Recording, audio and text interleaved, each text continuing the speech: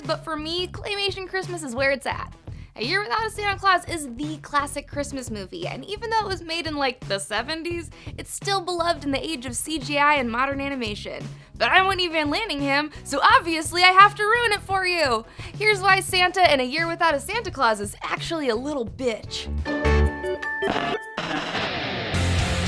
The movie opens up with Mrs. Claus about to tell you why her husband is being a total puss about going to work. Wrapping presents and ribbons and gauze has worn me weary, said Santa Claus. Dude, you're Santa. You only really work for like a couple months out of the year. Why not take a day off in late May? Or better yet, go somewhere fun with your wife on one of the other major holidays. Relax and let the Easter Bunny do his thing.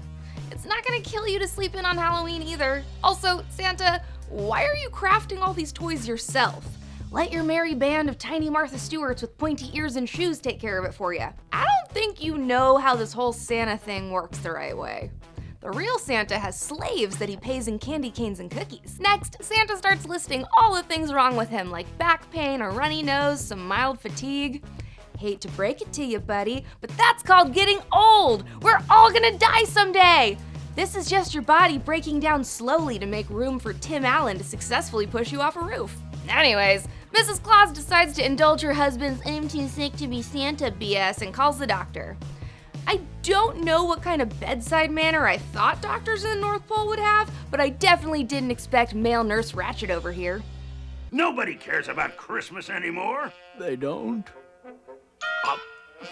Wouldn't surprise me none if nobody even believes in you anymore. Honestly, if you want to blame someone for this whole situation, that guy is the world's worst hype man. Santa chooses to trust Dr. Death back there instead of listening to his wife, because why would he listen to her? She's just a woman. Santa calls up his elves to cancel Christmas right as they're putting the finishing touches on Santa's fully loaded sleigh.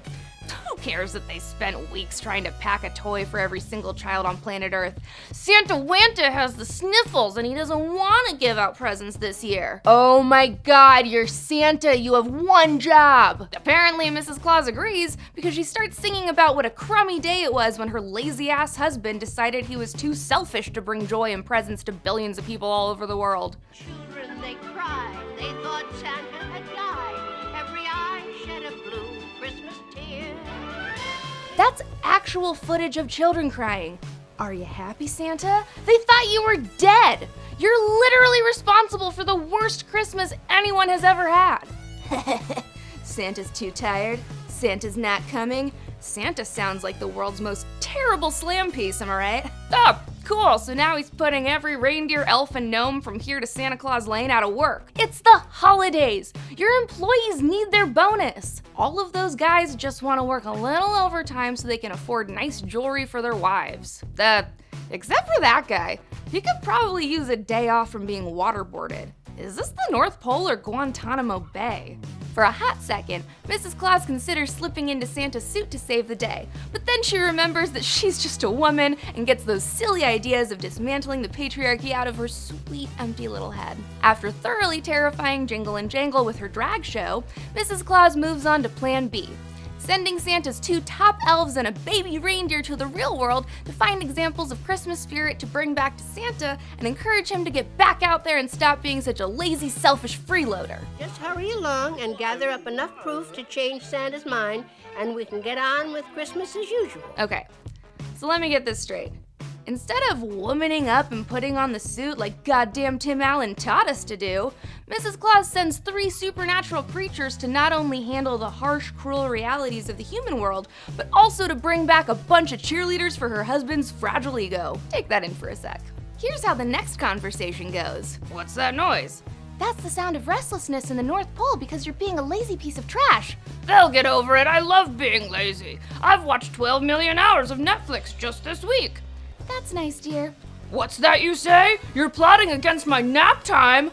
No, I really hope you'll reconsider. I know you're up to something. I don't know what you mean. Tell me what the hell is going on, you stupid bitch, I'll kill you! And then Mrs. Claus tells him how she convinced 2 of his buddies to go on a road trip with baby Vixen, who can't even leave the North Pole without getting deathly ill. Santa's like, this is why women shouldn't have ideas. and storms off to rescue Jingle Jangle and Vixen before they get screwed over by the Miser brothers. Guess you're not dying of a stupid head cold now, are you, Santa? Hey man, at least he got his whiny ass out of the house. The Miser brothers, Snow Miser and Heat Miser are basically a two-man musical number about the dangers of global warming. Jingle, Jangle, and Vixen, who do not look comfortable with this seating arrangement at all, get taken down by Heat Miser, who's paranoid that Santa's goodies have been sent to get everyone dreaming of a white Christmas again. Luckily, Mama didn't raise any fools, and Vixen's able to save her free-falling elf friends. They land in Southtown, USA, and are immediately pulled over by a bicycle cop for riding a reindeer the wrong way down a one-way street. And wearing funny-looking suits on a Sunday. I honestly didn't know that last one used to be illegal, but here we are. The elves decide to help Vixen go incognito by pulling their socks over her ears to make her look more like a dog. 'Cause it's not weird to ride a dog through town. They try to ask an old lady if she still believes in Santa Claus, but her cat freaks out about their fake dog and decides to chase after Vixen. Dude, you guys just got ticketed. Keep a low profile, damn. They decide to try to talk to children about their Christmas spirit next, and make their way over to a local playground. Two dudes staking out a children's park. What could possibly go wrong?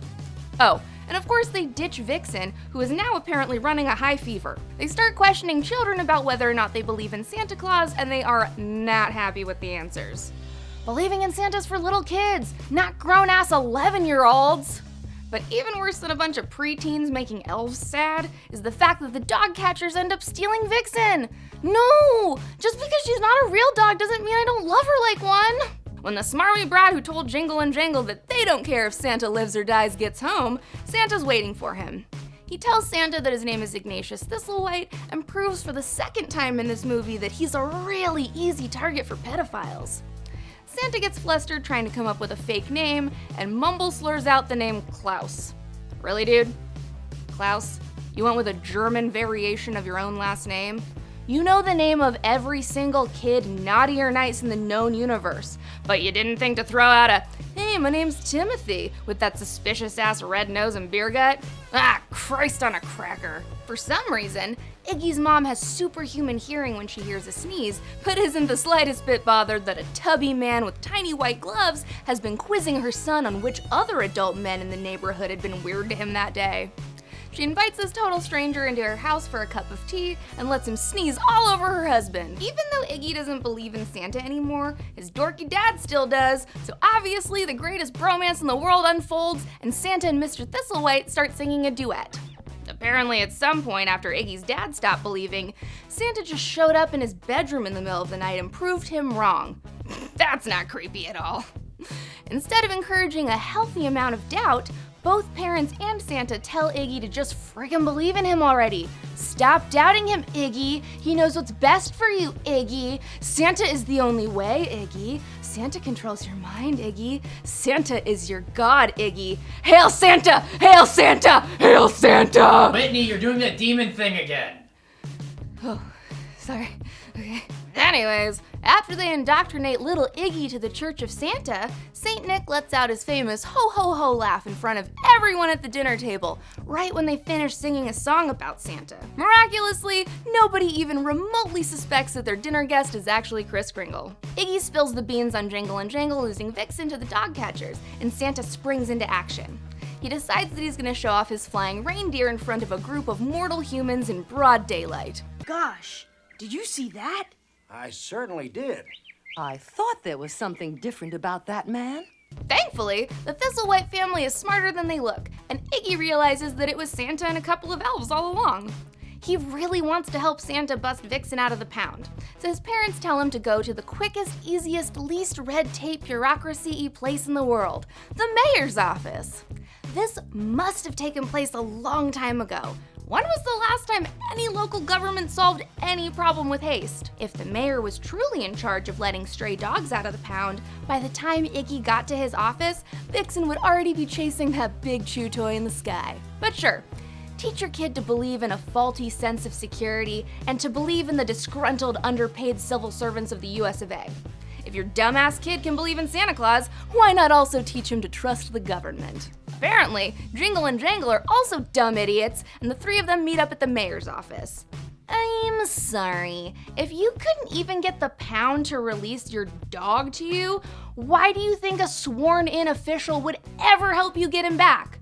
Do you know how easy it is to pick up a dog from the pound? You literally just have to prove ownership, and if you can't and the real owners don't show up in 30 days, that puppy's all yours.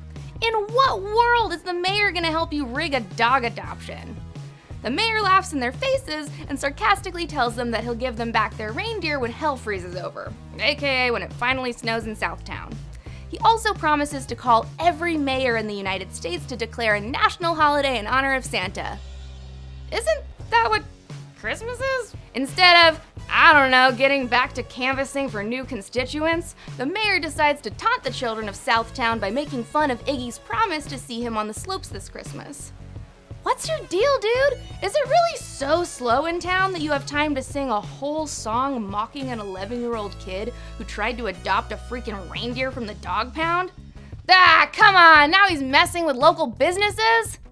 I mean, I guess they didn't have iPhones back then, so maybe a-holes used to have the time to do this. Back at the pound, Santa is paying Vixen's bail. He busts her out of the pokey and explains to the bored junkie who's only working there because he's on court-mandated community service that his baby reindeer is so sick because she's not used to the warm weather. Also, remember, she got hit with one of Heat Miser's heat waves. That probably nuked her real good, like standing too close to a microwave. Like he did with the Thistlewhites, Santa assumes that this dog catcher guy is an okay sort of dude and decides to reveal his magic powers in front of him. I've read Harry Potter! You're not supposed to let muggles see you! Also, dude, I know Vixen is sick, but you couldn't take 12 seconds to find your elf buddies and that kid and tell them not to stress about the mayor anymore? Instead of calling her on a phone like normal people, the elves summon Mrs. Claus. Alright kids, who remembers word problems? If Santa Claus left Southtown for the North Pole carrying Vixen, and Mrs. Claus flew from the North Pole to Southtown on a one-reindeer sleigh, why the hell didn't they cross paths midair and tell each other what the hell was going on? This movie would not be able to exist if cell phones were a thing. Anyways, Mrs. Claus takes a human child off the top of his roof in the middle of the night and takes him to see one of the most dangerous and formidable foes in their mythical world, the Snow Miser. Didn't we already go over this part where this guy and his brother are bad news? I'm Mr. 10 Below. Holy wow, guys. Is the Snow Miser basically just male 70s Elsa from Frozen? But instead of having crippling depression and agoraphobia, the Snow Miser kind of embraces his icy Midas touch. When he's done performing a fabulous little dance number, Mrs. Claus asks Snow Miser to please send a blizzard to Southtown, USA. Unfortunately, Heat Miser's still over there on his side of the world being a total dickbag, so Snow Miser basically tells Mrs. Claus, Iggy, and the elves to take it up with him. He promises that if they get Heat Miser's permission, he'll make it snow harder than it ever has in the South. At first, I thought he was supposed to be a bad guy, but then I realized he's just plain weird. Like his stepbrother, Heat Miser just kinda dives into his own one-man show about himself, even though I'm pretty sure everyone gets who he is by now. Okay, for a second I wasn't paying attention to the lyrics, and I thought Heat Miser just blew a vape cloud that said LOL. Okay, honestly, Heat Miser is just really unreasonable. He wants Santa to wear a bathing suit around the North Pole year-round, and he's not willing to let it snow for one day in the South? Mrs. Claus FaceTimes Snow Miser and tells him that he has to trade one day of snow in the South for one day of spring in the North Pole. They both flip out about having to work together, but I'm more concerned about the goddamn reindeer. Vixen was in the sunshine for like 2 hours before she started coming down with a fever. If Heat Miser floods the North Pole with heat waves, all of the reindeer will die. Instead of abandoning this whole silly plan and, I don't know, scrounging up the $40 it would have taken to spring Vixen from the pound, Mrs. Claus decides to go straight to Mother Nature to sort this out. Mother Nature's like, I'm sorry, were my kids being buttholes to you? And makes her kids apparate out of thin air so that she can punish them. I don't know, man. It kinda seems like she's the kind of mom who would abuse her kids in private, but brag to all her friends that they're honor students in public. Back home, Santa tucks Vixen into bed and finally sees Mrs. Claus's note about heading after Jingle and Jangle. Instead of assuming that his wife did another dumb thing, he decides to take a nap, because dear God, he is useless. Over in Southtown, it's finally snowing for the first time, and the mayor realizes that maybe he shouldn't have been such a jerk to the people who pay his salary with their taxes. Oh, it's snowing, is it? In that case, What? Ha! Take that! Mrs. Claus wakes up her husband with the greatest snow job ever! She tells him that because of the snow in Southtown and because of the mayor's promise, Christmas spirit is fully restored, and Santa now has a second national holiday about him. The lazy prick barely half-asses a thank you before he starts snoring in his armchair again. Then, the children from the It's a Small World ride decide to spread like herpes across the globe in order to get together and give Santa a butt ton of presents and support. Dudes, did he really need it? He bailed out on you guys.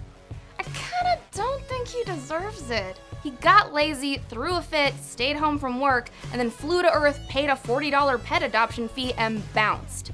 How is he still the hero at the end of this story? Oh my god. Stop crying and giving him presents. He's just fishing for compliments. Thank God Santa realizes that the true meaning of Christmas is the sound of 2 billion tiny voices hopped up on candy canes and singing your praises, and gets himself back in the game. And then Mrs. Claus ends the whole thing with something slutty like, you see kids, in the end, Santa Claus always comes. Happy friggin' holidays! So what do you guys think? I still think Santa was a total baby, but maybe you think the old fatso deserved a day off. Let me know who your favorite Santa is in the comments below, like and subscribe to Nerdwire, and I'll be back next week to ruin your childhood.